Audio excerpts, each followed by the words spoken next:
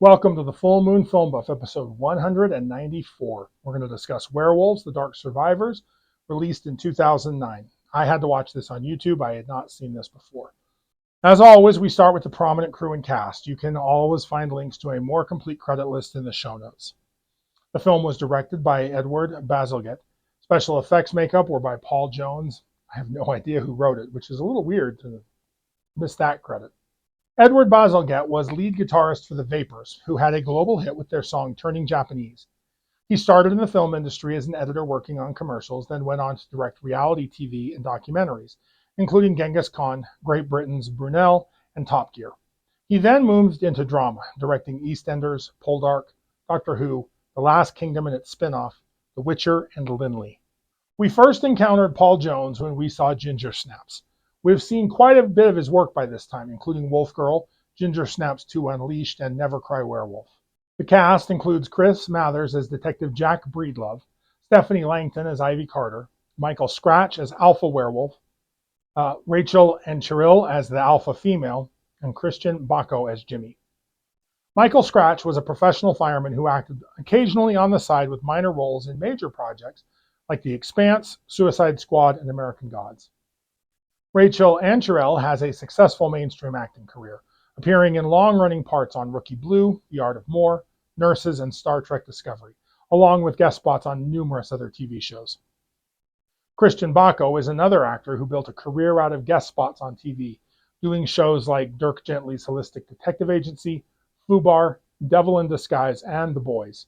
I was excited to see he did a voice for Kingdom Come 2 Deliverance. Stephanie Langston has a career as a supporting guest actress on British TV, and this is Chris Mathers' only role. This is a tricky film to recommend. On the one hand, it nearly put me to sleep. That's not a ringing endorsement. It's slow and deliberate, echoing some of the stylistic choices common to true crime, but without the intensity of knowing that this happened to real people. On the other hand, the lore is incredibly intriguing, and we will dive deep into that. If you want to skip forward to that section, I completely understand. It's a curiosity. Not essential viewing. I don't recommend it. As a tidbit, actor Jeremy Swift, best known for roles on Gosford Park, Foyle's War, Downton Abbey, Ted Lasso, Every Creature Great and Small, and most recently voicing Vernon Dursley in the full cast audiobooks of the Harry Potter series. It turns out he's also a composer, and his work includes the score for Werewolves, The Dark Survivors. We have seen him actually act in this project in a season 5 episode of Being Human. Let's move on to the synopsis. This movie is unusually structured. An unnamed voice narrates the action like it's a true crime documentary. A hiker is found dead, attacked by an animal. Then another. A cop and a naturalist investigate. They slowly uncover the existence of a werewolf family hiding in the area. The killings are the work of the narrator, a lone wolf making a move to steal the pack from the current alpha. He fails and dies. The pack moves on, slipping back into anonymity. Cop and naturalist are left behind as the trail goes cold. As a consequence of the true crime mockumentary format, we never see a real transformation. As opposed to classic films with dramatic, painful shifts, transformations here are downplayed and, quote, realistic. The film even suggests werewolves don't really transform. They are always what they are. Typical humans can only see their true form in the special light of the full moon. The visuals are very subtle, heightened senses and implied features rather than explicit gore, keeping the mockumentary tone believable. I actually kind of enjoyed this low-key display, but it's probably not for everybody. The film takes a refreshingly scientific approach to lycanthropic lore, aiming for as much plausibility as is possible. While that's intellectually engaging, it sometimes comes at the expense of the movie's entertainment value. The film explains everything and shows very little, which can leave viewers wanting more visceral thrills. But let's have some fun diving into the science anyway. First off, this premise isn't possible. My microbiologist wife assures me of that. And honestly, science in movies is almost always wrong to some degree. Still, with scientific accuracy as the lofty and impossible goal, let's see how close this film actually gets. In the story, lycanthropy is portrayed as a genetic condition stemming from an ancient human population that became infected by a rabies-like virus. A portion of the virus's genetic code supposedly integrated into their genome. The only viruses capable of inserting genetic material directly into a host's DNA are retroviruses. If that insertion happens in germline cells, sperm or eggs, the change can be passed down to offspring. HIV is a well-known retrovirus, and in some animal models, it can transmit vertically in ways that involve DNA integration. More broadly, ancient retroviruses did infect our ancestors millions of years ago. Today, about 8% of the human genome consists of these endogenous retroviral remnants. They're mostly inactive now, but they're permanent fixtures passed down through the generations. But rabies is not a retrovirus. It's a lysovirus, a single-strand RNA virus that never enters the cell's nucleus. It hijacks the cell's machinery for protein production, but it doesn't rewrite the host DNA. That's a fundamental mismatch. Now, rabies does make an appealing choice on the surface, though. It affects both wolves and humans. Really, rabies affects all mammals. And one of its hallmark symptoms is heightened aggression. That fits the werewolf rage trope nicely. But rabies does not grant increased speed, strength, stamina, or enhanced senses. It doesn't reshape teeth, claws, or physique. Instead, it leads to muscle paralysis, neurological chaos, disruptive social behaviors, and near 100% fatality across species, including wolves and primates. None of these devastating effects appear in the film's Werewolves. The film also tries to keep the classic bite transmission for new infections, mirroring how rabies actually does spread. And that's fair for an acute viral infection. But it clashes with the idea of the heritable genetic condition. You can't transmit something like sickle cell anemia through a bite. So if a lycanthropy gene existed, the lone wolf couldn't have been infected that way. A more realistic scenario might have been that the lone wolf is simply a rare case of two asymptomatic, unaware carriers producing a symptomatic child. For any of this to work, a rabies-like virus would have somehow had to jump families, from Rhabdoviridae to Retroviridae, then shed most of its deadly traits while retaining and even adding a few wolf-like advantages. That's two massive, biologically unprecedented leaps. But let's play along and assume that those impossibilities happen. Could a stable population carrying this recessive lycanthropic gene emerge? The film does specifically say that the gene is recessive, meaning that you need copies from both parents to express the trait. That rarity helps explain why werewolves aren't running around everywhere. However, it also suggests that these isolated packs would face heavy inbreeding over generations. Think Habsburg jaw levels of trouble, or the grim family dynamics in films like The Hills Have Eyes or Texas Chainsaw Massacre. The movie wants its werewolves to be sympathetic, so it leans away from portraying them as monstrous hillbillies. Other bits of lore do fare a little bit better scientifically. The vulnerability to silver is framed as an allergy-like weakness, and metal hypersensitivity is a real phenomenon, though documented cases with pure silver are very rare.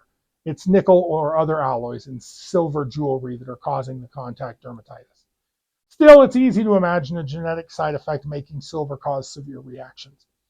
The full moon explanation that some quality of reflected moonlight reveals lycanthropes for what they are sounds poetic, but it just doesn't hold up. Reflected light is just light.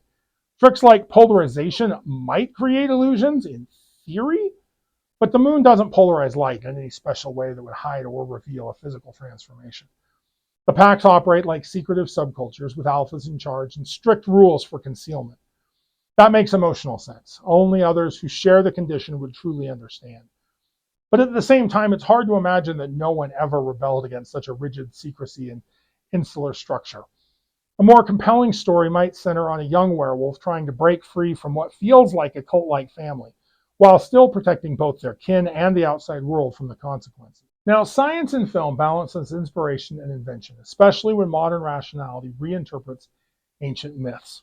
This film reframes lycanthropy as a genetic condition caused by an ancient rabies-like virus integrated into the human genome through retroviral mechanisms. This approach exemplifies a common pattern. Cinematic science often sacrifices accuracy for storytelling. Filmmakers prioritize pacing, emotional impact, and dramatic tension over factual precision.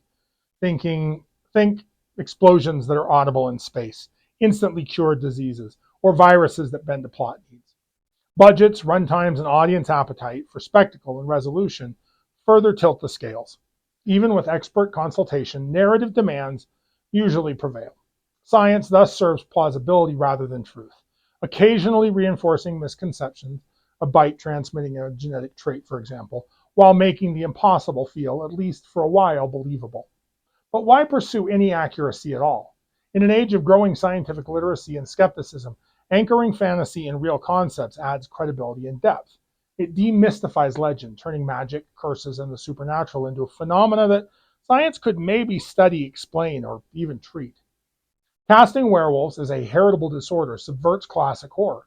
Terror moves from incomprehensible evil to a biological quirk, potentially manageable or curable.